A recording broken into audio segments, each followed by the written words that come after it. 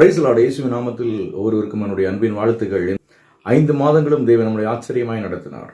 ஒரு புதிய மாதத்தை ஆண்டவர் கொடுத்திருக்கிறார். இந்த 6வது மாதத்தினுடைய முதல் நாளை நம்ம இருக்கிறோம். ஒரு மாதம் முடியும் பொழுது மீண்டும் ஒரு மாதம் துவங்குகிறது. எப்பொழுதுமே நம்ம புரிஞ்சுக்கிறோம், எங்கெல்லாம் ஒரு முடிவு இருக்கிறதோ அங்கெல்லாம் ஒரு ஆரம்பங்கள் இருக்கும்.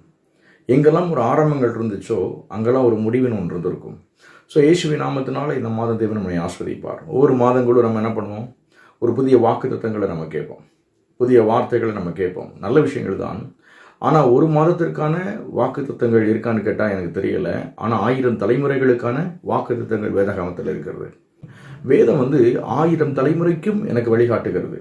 இந்த பூமியில் நீங்களும் நானும் வாழ்கிற ஒவ்வொரு நாளும் நான் எப்படி வாழணும், நான் என்ன செய்ய போகிறேன், என் வாழ்க்கையில் ஆண்டவர் என்ன செய்ய போகிறாரு அப்படிங்கிற எல்லா விஷயங்களும் வேதாகமத்தில் நிறைஞ்சிருக்குது.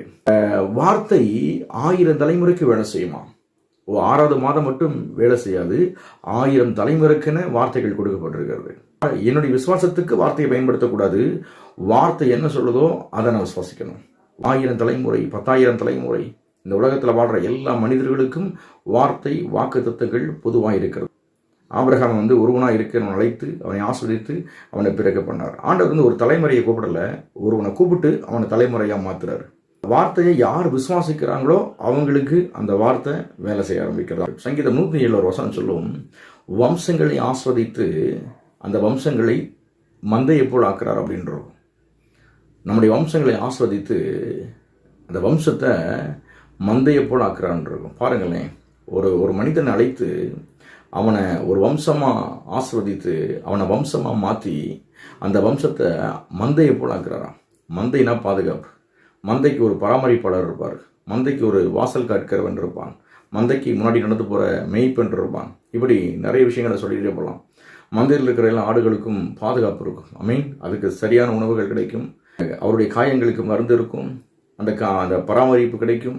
நீங்கள் ஒருவராக இருப்பதை குறித்து கவலைப்படாதீங்க, உங்களை மந்தையாக்குவார். ஆபிரகாம் ஒருவனாக இருக்கையில் அவனை அழைத்து அவனை ஆஸ்வதித்து அவனை பெருக பண்ணின ஆண்டவர் நம்மையும் ஆஸ்வதித்து நம்மை பெருக பண்ணுவார். நம்ம வம்சங்களை அவர் மந்தையை போல மாற்றுவாராம்.